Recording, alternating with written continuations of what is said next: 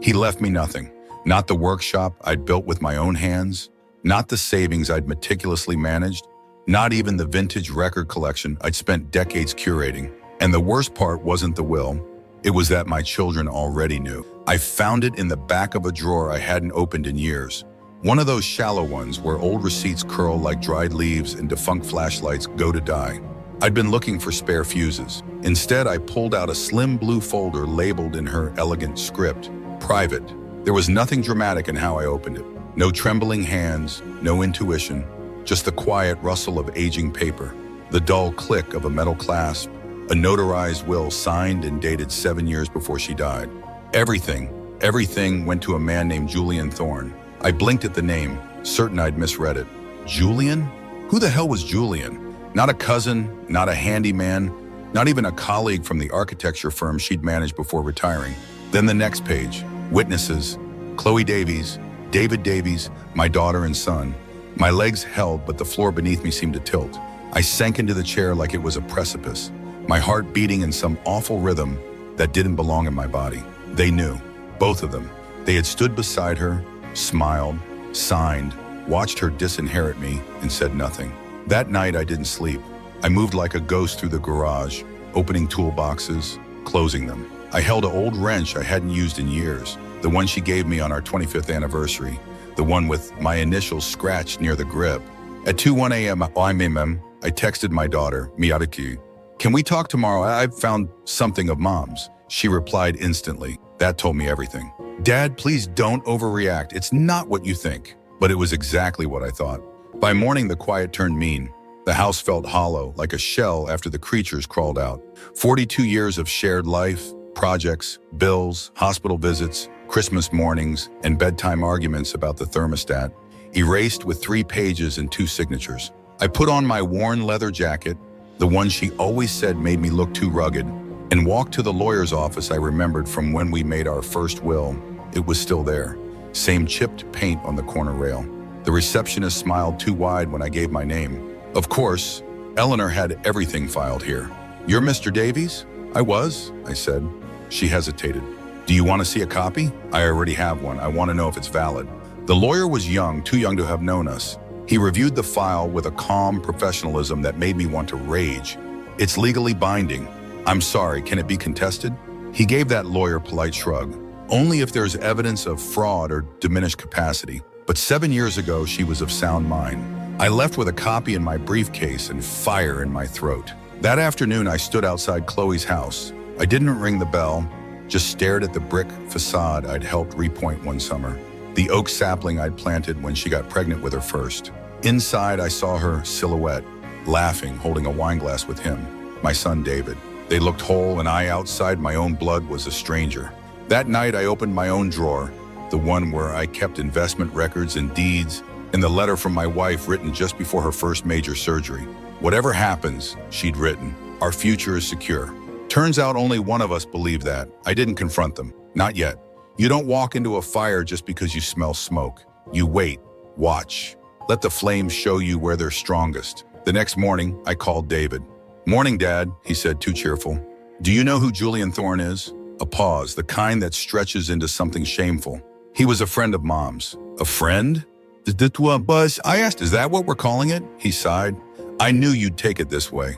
I'm taking it exactly how it was written. He gets the house, the savings, everything. I don't even get the dog's ashes." "Dad, you signed it." Another pause. "I was 20. I didn't understand what it meant." "No, I said you understood. You just didn't care." He hung up before I did.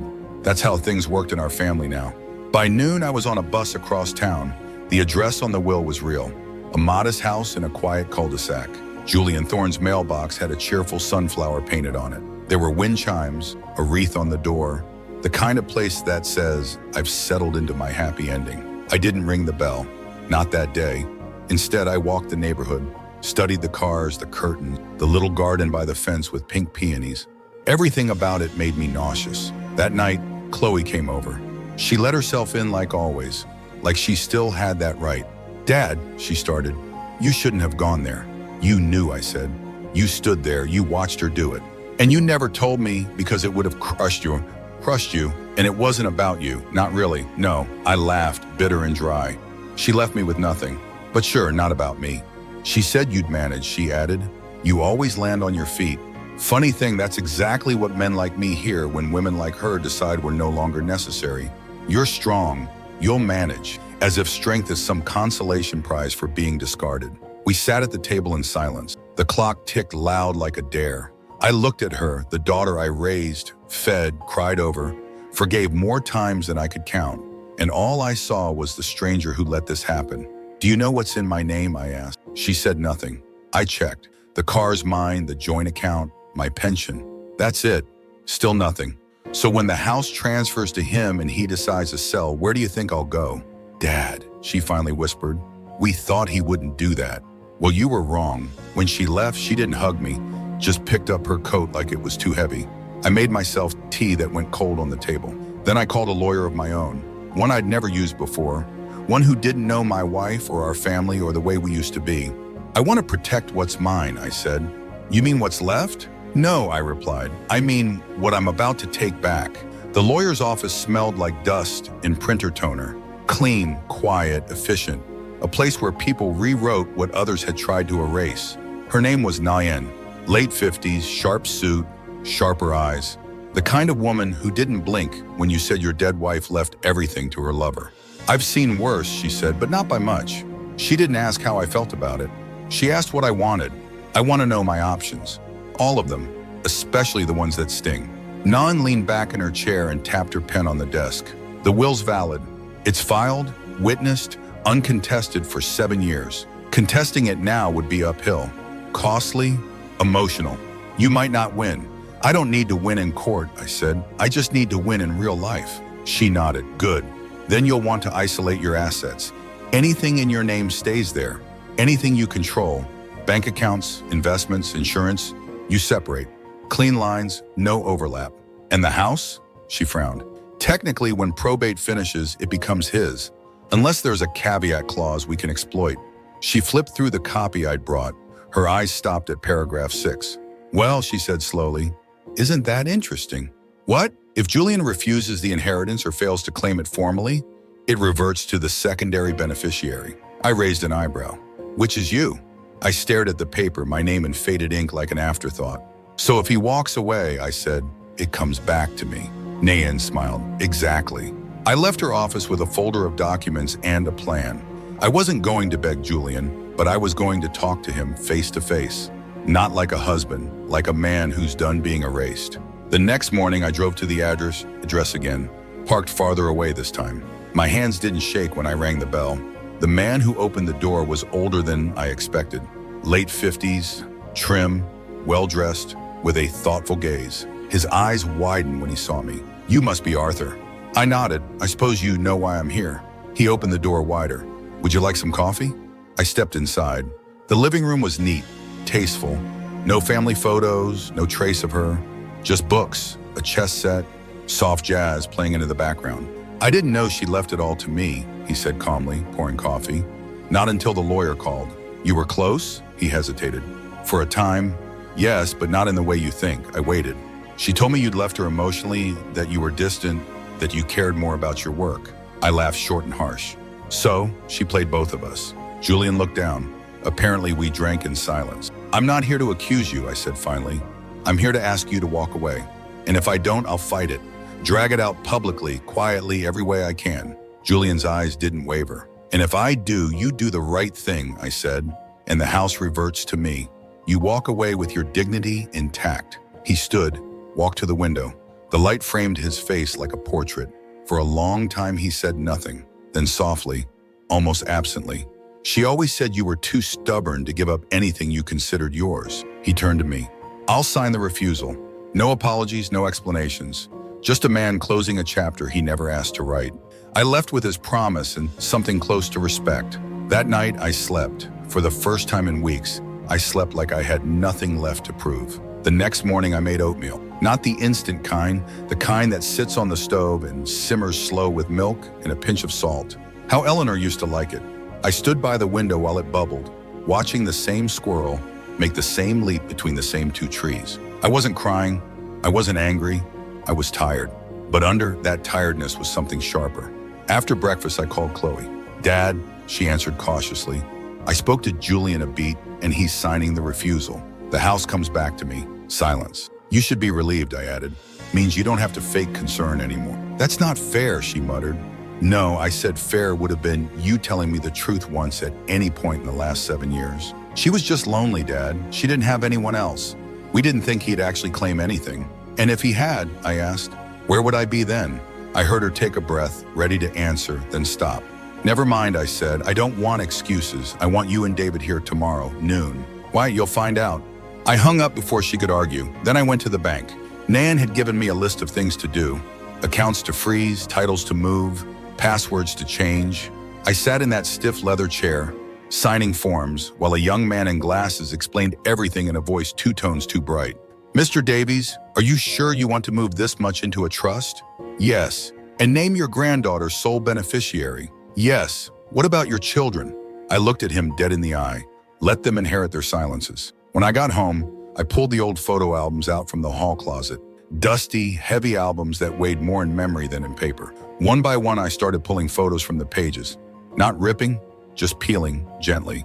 Chloe as a baby, David on his first bike, birthdays, Christmas trees, vacations that always looked happier in hindsight. I made 2 stacks, one for each of them. Then I picked up a third pile.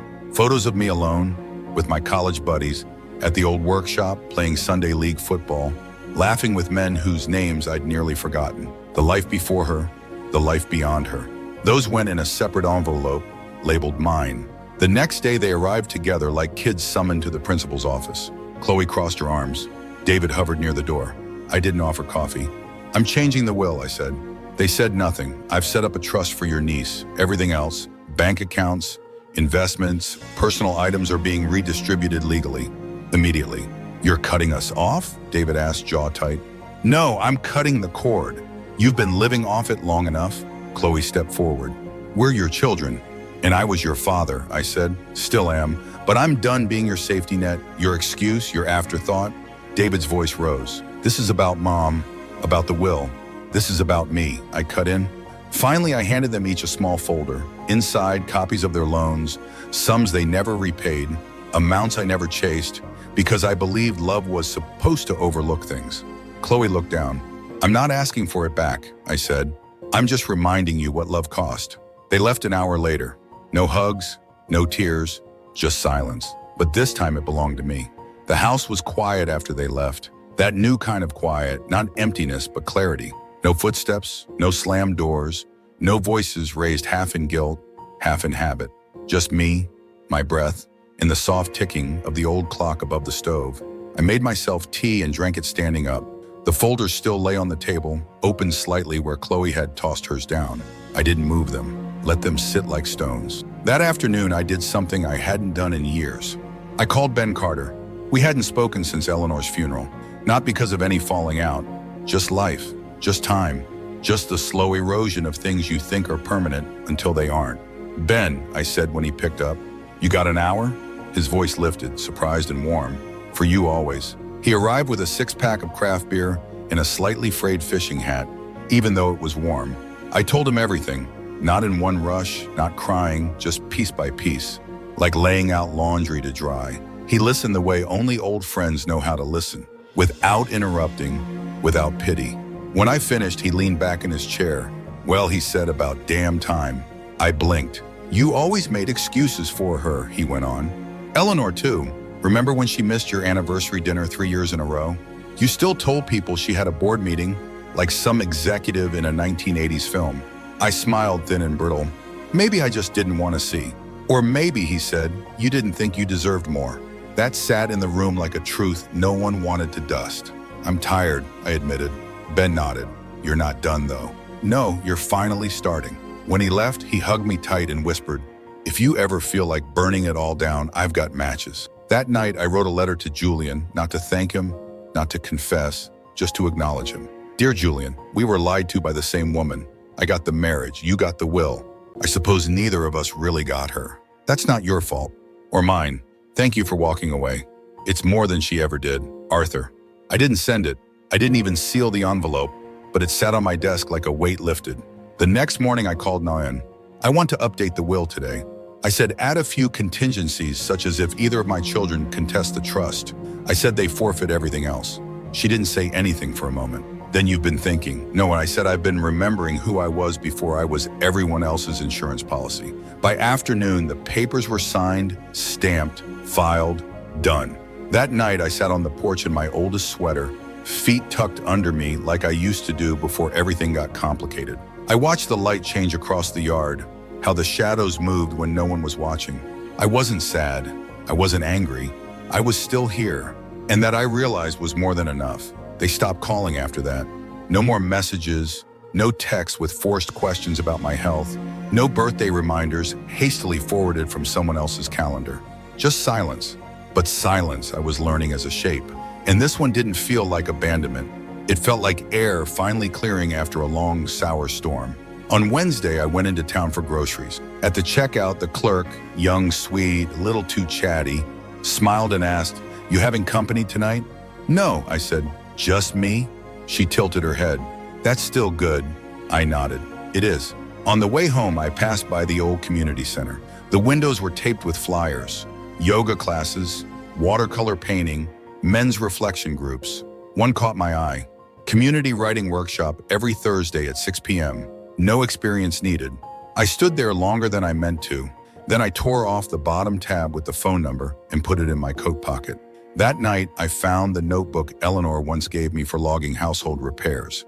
I'd only filled 2 pages. Both were for leaky faucets I never liked fixing. I tore them out. The paper made a neat sound as it gave way. Then I opened to the first blank page and wrote at the top things I never said.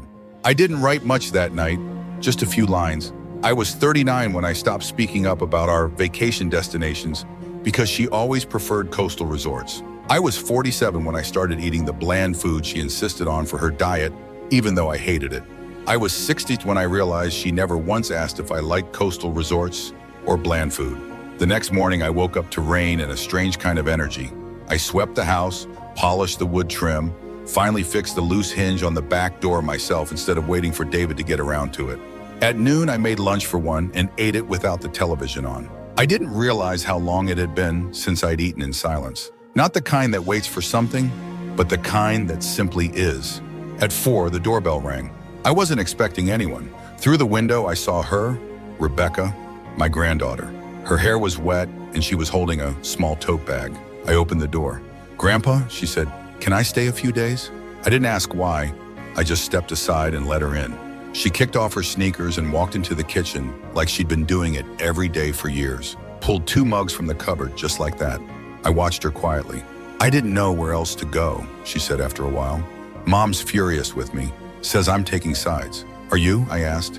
She looked up, eyes so much like her mother's, but with something softer underneath. "I'm just not pretending anymore." We drank tea, not talking much. The clock ticked. The rain tapped softly against the window. When she finally went to bed, I sat at the table a while longer. Then I added one more line to my notebook. I'm 74 and just starting to learn the sound of my own voice. Rebecca stayed 4 nights. She didn't talk much the first 2, just helped around the house like it was second nature. Did the dishes without asking, folded the laundry I'd left in the dryer too long, watered the plants I always forgot. She didn't ask for anything, not even explanations. On the 3rd evening, we sat in the living room with the lights off, just the glow from the street lamp outside stretching across the rug. "Do you remember when you taught me to fix that stupid birdhouse?" she asked suddenly. I smiled. It wasn't stupid, just lopsided. "You said crooked nails still hold if the wood's strong." "I did say that." She looked at her hands, turning them slowly. "I used to think that applied to people too, that even if something looked wrong, it could still work, still be a family." "It can," I said, "but not if only one person's doing all the hammering." She didn't reply right away, then quietly, "They're calling me ungrateful." "They would," I said. "Gratitude to them means silence." She nodded. "They said you manipulated me, that you're punishing them." That made me laugh. Dry, tired, but real. Surviving, apparently. Rebecca bit her lip. "I think they're scared. Not about the money, about what it means that you finally said no." "I'm not punishing anyone," I said.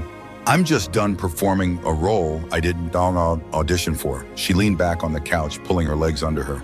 "I don't want to turn into them." "You won't," I said. "You came here, didn't you?" Later that night, when she was asleep, I sat in the kitchen with the same notebook. I opened to a fresh page. Sometimes love isn't loud. It's the quiet click of the kettle at midnight, the extra spoon set on the table, the porch light left on just in case. The next morning, she packed her things. "I should go," she said. "I can't hide forever." "You're not hiding," I told her. "You're remembering who you are." She hugged me tightly longer than usual. "Can I come again next weekend?" "Can the weekend?" she asked. "Darling," I said, brushing a strand of hair behind her ear. "This house will always be open for people who don't lie when they say they love me." When she left, I didn't cry. I made myself a second cup of coffee and stood by the window. I'd thought all those years that saying yes to everything was what made me a good father. Turns out it just made me invisible. But now they saw me and they didn't know what to do with that. They called a meeting. That's what Chloe called it in her curt little text. We'd like to talk, David and I, about everything. Sunday at 3, like we were business partners, like this was a quarterly review. I didn't reply right away. I let it sit there unread, not out of spite, but because I was done responding on their terms. I waited until Sunday morning. Then I answered, "Fine, my house, not yours." At 2:56, they arrived together. Of course they did. David in his fitted coat, that leather one he always wore to feel more in control. Chloe with her lips pressed tight like she was holding in something acidic. I didn't offer tea. We sat in the living room, the same room where we'd once read bedtime stories and built sheet forts and opened Christmas presents before dawn. Funny how places hold memories tighter than people do. Chloe spoke first. "We feel like you're acting out of anger." I looked at her. "Not long, just enough." And she blinked. "And we'd like to understand why. You've always been generous." "I was never generous." I cut in. "I was afraid." "There's a difference." David leaned forward, elbows on his knees. "Dad, we never asked you to cut us out." "No, I said you just let me fade bit by bit like old wallpaper." Chloe exhaled loudly. "This isn't fair." "You want fair?" I said fair would have been telling me about the will. Fair would have been not standing beside your mother while she erased me in ink. You knew, Chloe. You watched. Her face tightened, but she didn't deny it. "I was trying to protect you," she muttered. "No," I said calmly. "You were trying to protect the illusion." David finally spoke. "We thought, look, we figured Julian wouldn't actually take anything. We assumed." "You assumed wrong," I said. "And even if he hadn't, the fact that you both knew and kept me in the dark, that's not a miscalculation. That's betrayal." They didn't answer. I stood, walked to the sideboard and pulled out 2 envelopes. "These are yours," I said, placing them on the table. Chloe frowned. "What is this?" "Photographs," I said. "Of your childhoods, the ones I could part with." David didn't move. "Why are you giving these to us?" "Because I'm clearing space." Chloe picked up her envelope, turned it over. "So that's it. We're just not family anymore." I looked her in the eye. "You'll always be my children, but being my family, that takes more than blood." David's jaw twitched. "We made mistakes, but cutting us out." "I didn't cut you out," I said. "You stepped out. I'm just not holding the door open anymore." Chloe stood abruptly. "I can't believe this." I shrugged. "Believe it." She turned to leave, then stopped at the door. "Rebecca's siding with you." "No," I said softly. "She's just not lying anymore." David followed her out, silent. He didn't look back. When the door closed, I sat back down. My hands were steady. Later that evening, I opened the envelope I hadn't given away, the one marked mine. I spread the photos on the table. Me at 17 in my first garage band. Me with my college friends before I dropped out to marry. Me in the hospital holding Chloe. Tears still drying on my cheeks. Me alone on a fishing trip in 1989, by the lake with a book in my lap and the wind in my hair. I looked at those photos like they were stories I'd forgotten I wrote. Then I picked up my pen and added a page to the notebook. There are silences that punish and silences that protect. I've lived long enough to know the difference. The house was still, but it didn't feel empty. It felt honest. Julian sent the signed refusal by registered mail. Nayan called the same afternoon. "It's official. You're the sole beneficiary again. The house is yours legally." Finally, I said thank you, but it came out flat, like someone else's relief. After I hung up, I sat in the same kitchen chair I'd sat in the morning after her funeral. Same soft light through the window, same teacup, same ache between the ribs. The house was mine, but it had never really been hers to take. That night, I opened the hall closet and took out the box we used to call important stuff. Old tax records, mortgage papers, warranty cards for appliances we no longer owned. I found the deed near the bottom, signed by both of us 39 years ago, back when the lawn was patchy, the roof leaked, and we were stupid enough to think love was a plan you could write down. I placed the new deed beside it, Then I called the real estate agent. Her name was Stephanie, young, sharp, with a voice like someone used to speaking over noise. She reminded me of the women I used to envy and then later pity. "I want to sell," I said. There was a pause. "Oh, I thought I assumed you'd inherited it." "I did." Then I reclaimed it. Another pause. Then the professional mask clicked in. "Great. What price range are we thinking?" "Whatever it's worth, maybe a little less." "I'm not sentimental." We set a meeting for the weekend. I hung up and stood in the living room looking around. The furniture, the paint, the sag. In the couch where she always sat. This had been my battlefield, my theater, my silence. It was time to go. The next morning I started packing. Not frantically, one drawer at a time, one room per day. I gave away the formal dining set, never used, always dusted, donated the linen napkins, set aside 3 boxes of books for Rebecca. On Friday, I opened the bottom drawer of her desk. I hadn't touched it in years. Inside, among tangled cords and spare batteries, was a photo. Not of us, of her and him, Julian. They were on a beach, smiling. She looked younger than she was when I knew her last. Softer. It didn't hurt, not in the way I expected. It felt accurate, like proof of something I'd already accepted. I placed the photo in a small envelope and labeled it, "Return to sender," then tucked it with the deed. On Saturday morning, Stephanie came with a clipboard and kind eyes. "You really want to list this?" she asked, glancing around. "Yes." "Do you want to buy something else?" "No," she blinked. "Where will you go? I'll let you know when I figure it out." She smiled. "That sounds terrifying." I smiled back. "It sounds free."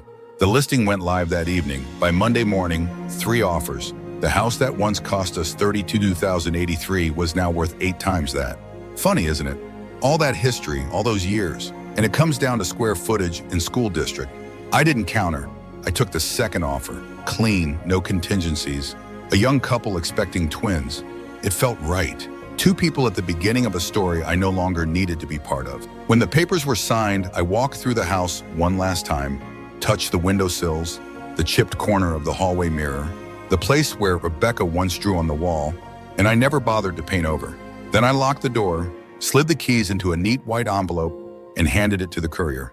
No tears, no ceremony, just the steady beat of a man walking away from a version of himself that no longer fit. And outside, for the first time in years, the air smelled like it used to, clear, possible mine. I moved into a small apartment on the top floor of an old building just outside town. 1 bedroom, no stairs, no yard to tend. The windows were large and drafty, the floors uneven. But the light, God, the light. It streamed in every morning across the kitchen table, spilling over the chipped counter and onto the quiet floor. It made even silence feel like company. I brought almost nothing with me. A kettle, 3 books, 1 chair, my father's old pocket watch, and the envelope of photographs marked mine. Stephanie had offered to help find something bigger. "You could afford something with more space," she said. "A den, maybe." "I've had enough things to tend," I told her. She smiled, but I don't think she understood. The first night I sat in the chair by the window with my legs tucked up and a blanket across my lap. The building creaked when the wind shifted. The radiator hissed. No voices, no demands, no footsteps above me, or doors slamming below. I slept with the window cracked open, and for once I didn't dream of anything I'd lost. 2 days later, a letter arrived. Handwritten, postmarked, 3 towns over. It was from Julian. "Arthur, I meant to leave things quiet between us, but there's one thing I wanted to say, and I didn't want to call. I didn't want to be another voice you had to brace against. She told me you were cold, controlling, unkind. I believed her.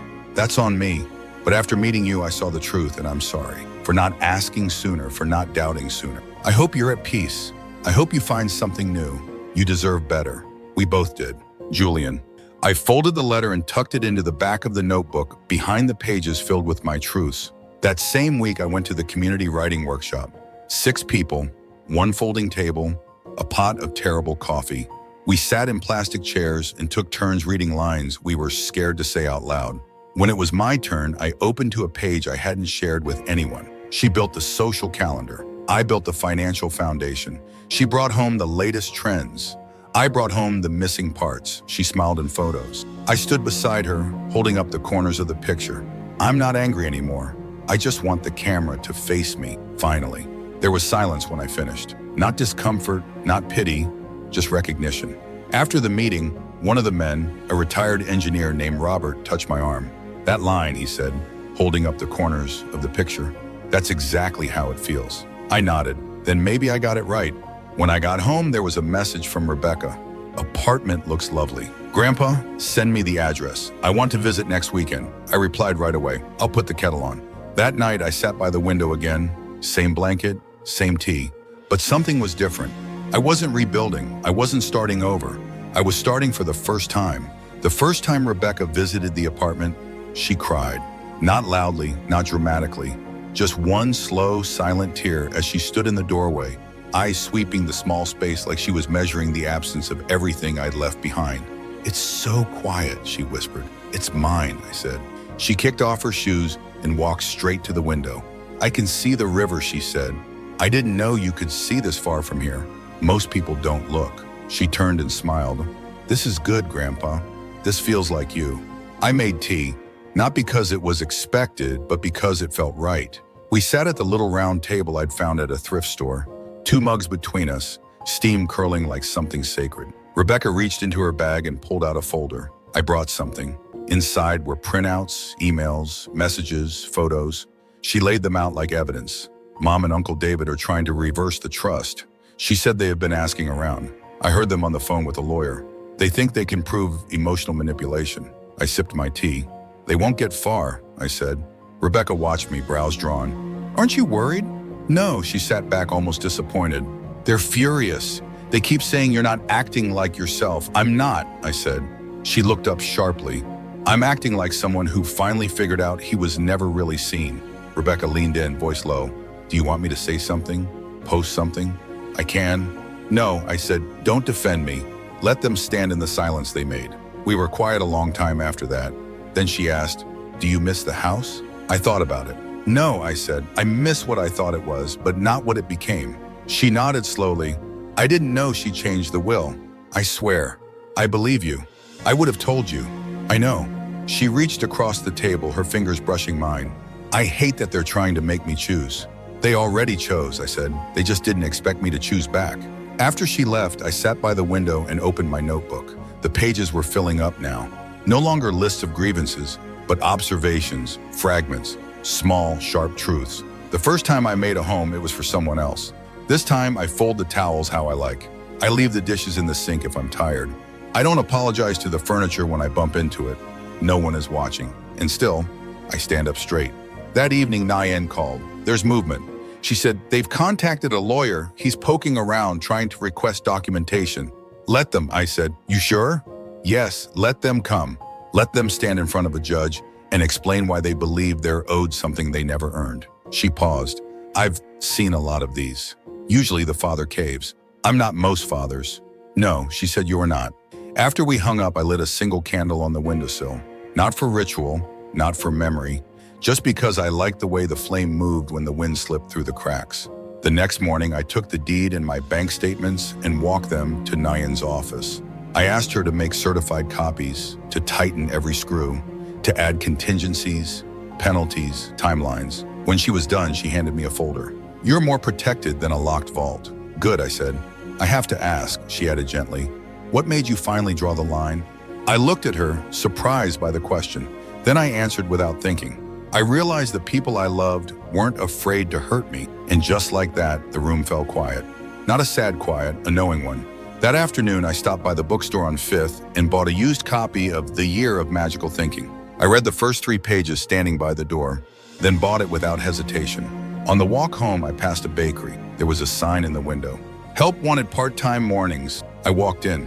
"Are you hiring?" I asked the girl at the counter. "Yes," she said brightly. "Do you have experience?" I smiled. "I have more mornings than I know what to do with." I started at the bakery the following Tuesday, 3 mornings a week, just a few hours. Enough to be useful, not enough to be tired. I wore a pale pink apron and handled the register, took coffee orders, rang up scones and cinnamon rolls. It was the kind of place where people smiled with their whole face when you remembered their name. No one there knew me as Eleanor's husband or Chloe's father. I was just Arthur, the man with steady hands and a quiet way of making things feel easy. There was a joy in it in small talk that didn't turn into obligation. In folding wax paper around a croissant like it was something delicate, and having some place to be that didn't feel like performance. I started sleeping better. Not the medicated kind, the real kind where your eyes close and your body believes you're safe. On my second week, a woman came in who looked vaguely familiar. Soft scarf, strong perfume. She hesitated when she saw me. "You're Arthur Davies," I nodded, wary. "I'm the neighbor from across the street from your old house." She gave a nervous smile. "We met a few times. We bought it." She meant the house. "The house?" Oh, I said, "Congratulations." She looked at me, searching for something. "I hope that's not strange." "Not at all," I said, and meant it. "I hope you make it yours." "We've already painted the bedroom," she said quickly, like that would soften something. That dark blue was too heavy. "It always was," I said. We spoke for a few minutes, then she left with a loaf of bread and relief in her step. I didn't cry, I didn't feel a pull. The house was a chapter, and I had turned the page. That weekend, Rebecca came again. She brought new photos, black and white prints she'd taken in her photography class. One of a willow tree bent low over water. One of her mother's office building at night, lit up and sharp. One of me from behind in the bakery. "You took this?" I asked. "I wanted to remember this version of you," she said. "The one who doesn't disappear in a room." I looked at the photo, the outline of my back, apron, strings tied neatly, light in the window, the simple shape of someone who belonged to himself. "I like him," I said. "Me too." Later that night, she found my notebook, not on purpose. It was sitting on the windowsill, pages weighed down with a teacup. "Can I read it?" I hesitated, then nodded. She read for an hour, curled up on the couch. When she finished, she looked up with tears she didn't wipe away. "Grandpa," she whispered, "it's like all the men in our family are in here, even the ones who didn't speak." I took her hand. "Then make sure the next ones do." The next morning, she left a note on the table. "Don't give this strength away, not for comfort, not even for love." I folded it into the back of the notebook. That afternoon, Nayen called. They've officially filed a petition to contest the trust. I said nothing. I expected it, she added. But I also filed something last week, a clause you asked me to add. If they contest and lose, they forfeit all secondary claims. And if they win, they won't. Still, I said, "Prepare me for the worst." She paused. "The worst," she said gently, "already happened. You were erased. This is just the echo of that."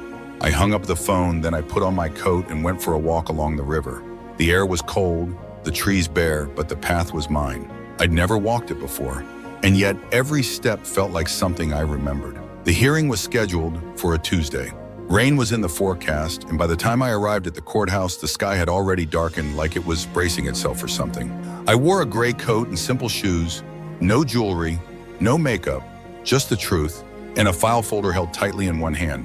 Nan met me on the steps. "You ready?" "I've been ready for years," I said. "I just didn't know it." The courtroom wasn't dramatic. No oak-paneled walls or echoing gavels, just bad lighting, muted carpet, and rows of chairs that creaked when people shifted.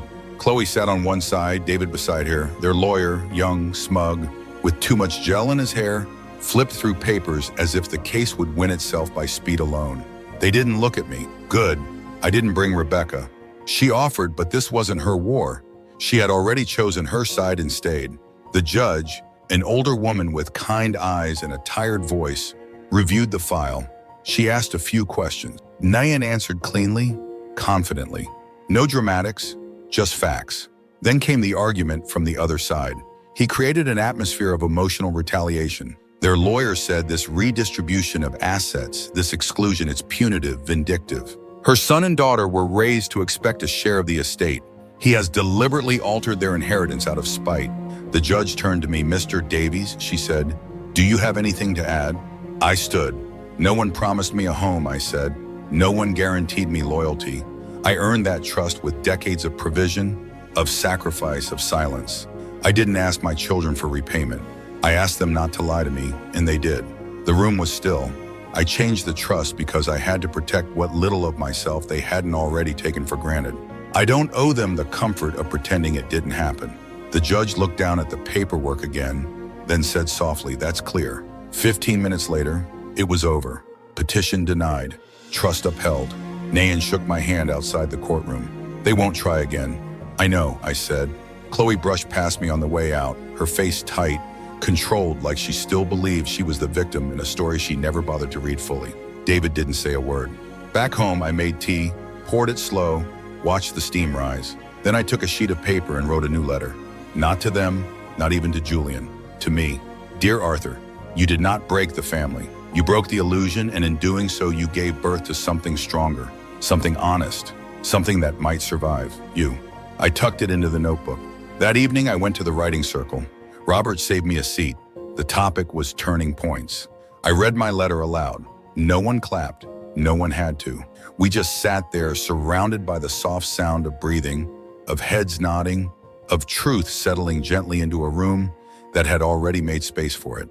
Later, walking home under a sky that hadn't rained after all, I passed a small antique store. In the window, a single lamp with a cracked glass shade still lit. And I thought, some things shine brighter once they've been broken.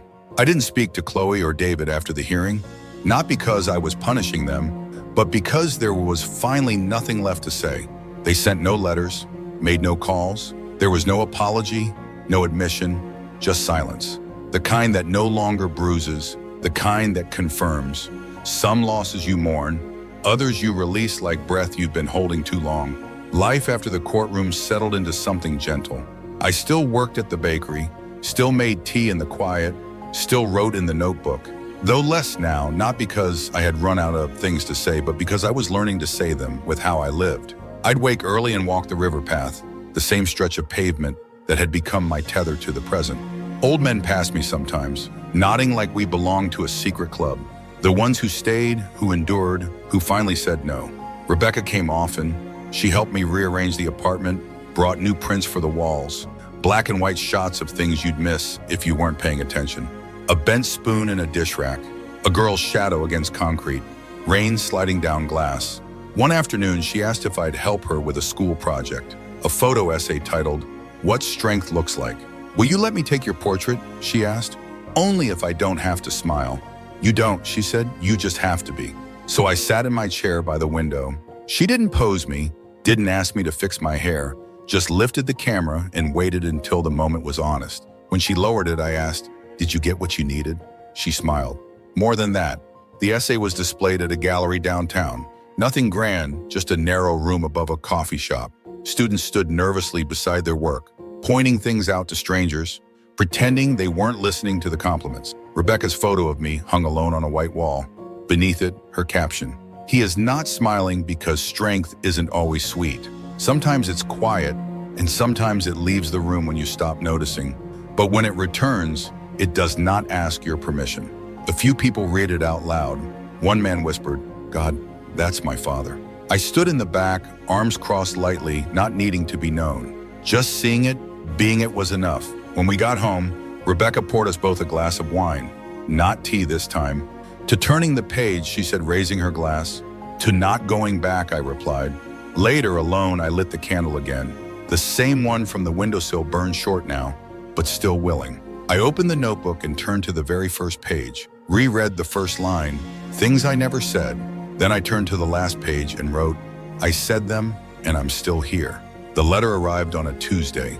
No return address, just my name, written in David's angular handwriting. The envelope was thick, too thick for an apology, too formal for love. I didn't open it right away, just set it on the table beside my tea and watched the steam curl like it was reading at first. I waited until evening when the light softened and the apartment grew quiet in that gentle way it always did after 5. Then I opened it. There were 6 pages, typed, careful, cold. He used words like regret and unfortunate and if you feel hurt. He said, we reacted poorly and we wish things had gone differently. Nowhere did he say, I'm sorry. Not once did he write, I knew it was wrong. He asked if I would consider reestablishing communication, not because he missed me, not because he'd reflected, but because, in his words, family deserves a chance to repair. I folded the letter neatly, then tore it down the middle, then again, then once more. Not out of anger, out of clarity. He hadn't written to me, he'd written to his own conscience. And that wasn't my job anymore. Later that night, I told Rebecca. She nodded. That's all he knows how to do. Apologize to a mirror. Maybe, I said, but I'm not standing behind it anymore. She looked at me quietly, then said, do you think they'll ever see it? No, I said, and I've made peace with that. The next morning, I baked a cake, a real one, scratch recipe, 3 layers, lemon curd between them, thick frosting. I didn't bother to smooth perfectly. The kind of cake you bake when you're not trying to impress anyone, just yourself. I brought it to the writing circle that evening. Is it someone's birthday? Robert asked. Yes, I said. Mine. They all looked at me surprised. I added, not the day I was born, the day I stopped asking permission to be born again. We laughed. We ate cake. We wrote a little, shared less. Some days the words flow like water. Other days they cling to your fingers like oil. But the showing up, that part never fails. That weekend, I sold the last thing that tied me to the old life, my wife's watch. A diamond one I'd kept in a drawer for years. She'd worn it every day, right until the day she didn't come home. I brought it to the jeweler who always remembered me. You sure? He asked. I am. He appraised it, handed me cash, and said, most men keep these. I kept enough, I said. With the money, I bought a plane ticket one way to a place I'd always wanted to see, Lisbon.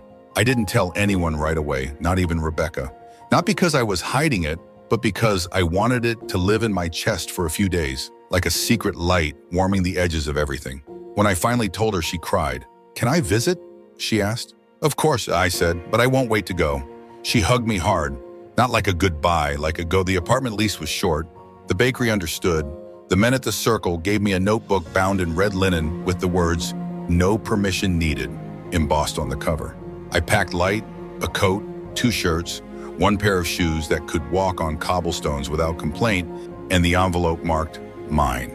On the morning I left, I stood by the window one last time, looked out at the river, the trees, the sidewalk below, the bench where I'd once watched a father tie his child's shoe, the street lamp that flickered even in daylight, the bakery awning in the distance, just visible past the rooftops. I didn't say goodbye, just thank you. At the airport, I sat alone with a cup of tea and a sense of something I couldn't quite name. Not joy, not pride, something deeper, like breath after being underwater too long.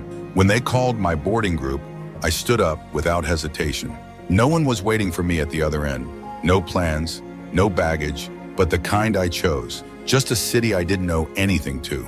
A language I didn't yet know how to misunderstand. A place where I could wake up each day and be no one. And from there, anyone. On the plane, I opened the red notebook, wrote only 1 line on the first page. This is not a story about what I lost. This is a story about what I took back. Then I looked out the window and let go. If this story found you at the right moment, if you've ever felt erased, overlooked, or forgotten, share it. Pass it on to someone who needs to hear. It's never too late to be fully seen.